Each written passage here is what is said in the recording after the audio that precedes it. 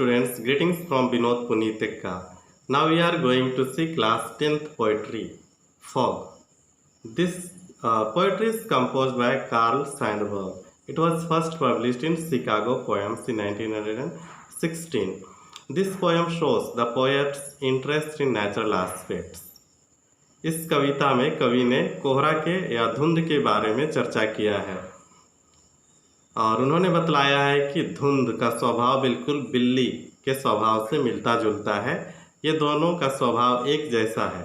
कोहरा या कुहासा भी चुपचाप से आता है बिना किसी पूर्व सूचना के, जैसे कि एक बिल्ली चुपचाप से आती है और वह चुपचाप से कुछ देर तक बैठा रहता है, चीज़ों को ऑब्जर्व करता है और चुपचाप बैठे रहने के बाद वो अचानक ही बिना किसी आहट के या आवाज़ के अचानक गायब हो जाता है और लोगों को पता ही नहीं चलता है कि ये कब और कैसे गायब हो गया। तो यह कविता इसी संदर्भ में लिखा गया है। Let us see. Fog is an aspect of nature which is personified in the poem. इस कविता में फॉग जो एक प्रकृति का भाग है, प्रकृति का एस्पेक्ट है, उसको एक व्यक्ति के रूप में संज्ञा दिया गया है, इसका पर्सनिफिकेशन किया गया है। It is a small poem of 6 lines. It has only 2 stanzas. हम ये 6 लाइन का बहुत छोटा पोयम है, लेकिन हम इसको 3-3 लाइन करके 2 स्टैंजा में बांट सकते हैं। And this is a free verse poem. इस पोयम में किसी भी तरह का वर्स का उपयोग नहीं किया गया है, किसी भी प्रकार का पद नहीं है इसमें। And this poem does not have rhyming scheme. इस पोयम में किसी भी तरह का राइमिंग स्कीम का कवि ने उपयोग नहीं किया है। द पोएट यूजेस मेटाफोर और comparison to describe the fog.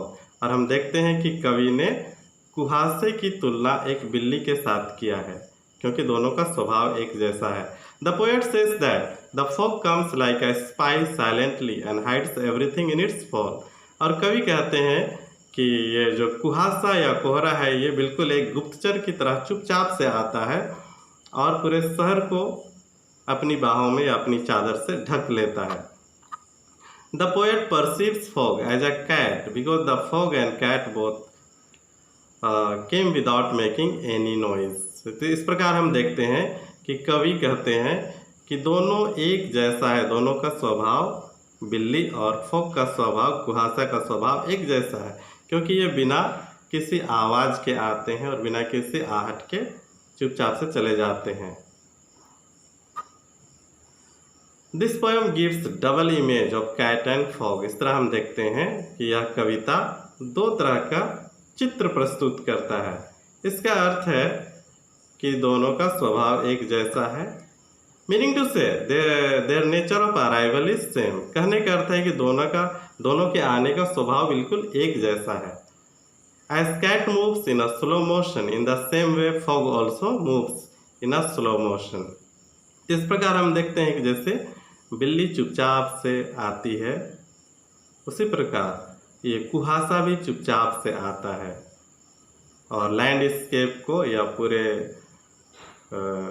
उस क्षेत्र को ढक देता है कुहासा रूपी चादर से।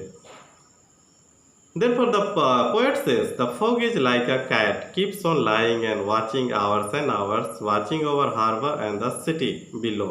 इसलिए कवि कहते हैं कि यह जो कुहासा है यह एक बिल्ली के समान है और बिल्ली की तरह यह चुपचाप आके बैठा रहता है। जिस तरह बिल्ली घंटों आकर चुपचाप से बैठती है और किसी चीज़ों को ऑब्जर्व करती है, उसी प्रकार यह कुहासा भी आता है और चुपचाप से हार्बर मतलब बंदरगाह, और बंदरगाह के ऊपर बैठकर चुपचाप से शहर को देखता रहता है।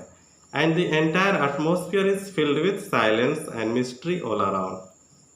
और कवि कहते हैं कि पूरा जो वातावरण है वो पूरे शांत हो जाता है और इसमें एक रहस्य छुपा रहता है।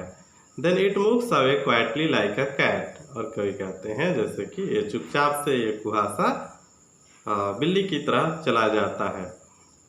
And they disappear nobody notices. और वे इस तरह चले जाते हैं तो किसी को पता ही नहीं चलता है। In the poem the poet is silent observer of natural aspect fog. और इस कविता में हम देखते हैं कि कवि एक ऑब्जर्वर है या नोटिस करता है, चुपचाप बैठ के एक जो नेचुरल एस्पेक्ट है फॉग है उसको और उसका आनंद लेता है।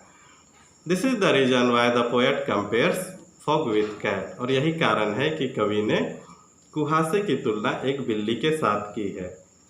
Now let us come back to our text.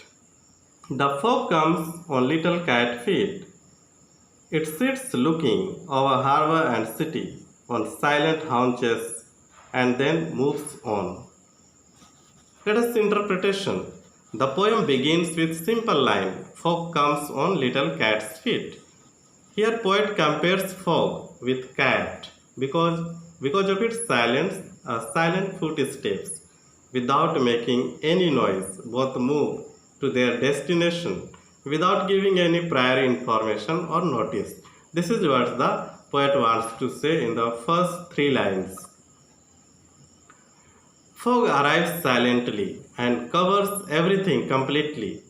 Harbor of the city, land, sea, and with his blanket. Fog does not allow sunlight to enter in, but as sunlight comes slowly, fog disappears like a cat. इस प्रकार हम देखते हैं कि किस तरह fog ये कुहासा है चुपचाप से बिल्ली की तरह चला जाता है। The poet says that the fog has arrived above the city. After arriving, fog sits here and looks over the city like cat. इस प्रकार हम देखते हैं कि कवि कह रहे हैं कि यह कुहासा है वो आ चुका है और एक बिल्ली की तरह शहर के ऊपर चुपचाप बैठा हुआ है। Cats have habit to sit silently and look around. हम लोग जानते हैं कि बिल्ली का एक स्वभाव है कि वो चुपचाप आकर बैठती है और चीज़ों को घूरती रहती है।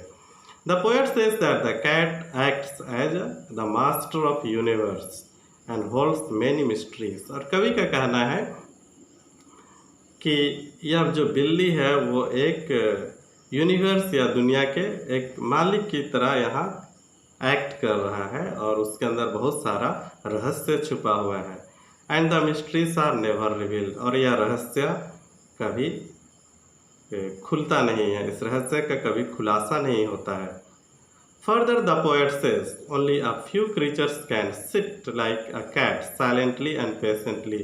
फिर कवि कहते हैं कि बहुत कम ही जीव जंतु वैसे हैं जो बिल्ली की तरह चुपचाप और धैर्यपूर्वक बैठकर बहुत देर तक रह सकते हैं।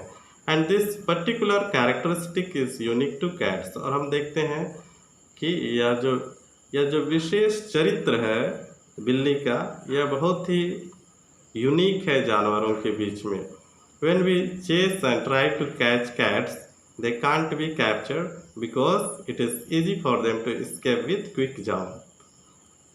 और कवि कहते हैं कि जब हम उसको पकड़ने की कोशिश करते हैं या उसे हम छेड़ते हैं या दौड़ाते हैं तो उसको पकड़ना मुश्किल हो जाता है, उसे हम कैप्चर नहीं कर पाते हैं। लेकिन वो क्या करता है, उसका स्वभाव है कि वो फट से जंप करता है और बिना आहट के वो तुरंत ही वहाँ से भाग जाता है। So this is what the poet says in this small poetry. I think chapter is clear. So if you like my channel, kindly like my videos, subscribe my channel and give your opinion or suggestion. Thank you very much for watching my video.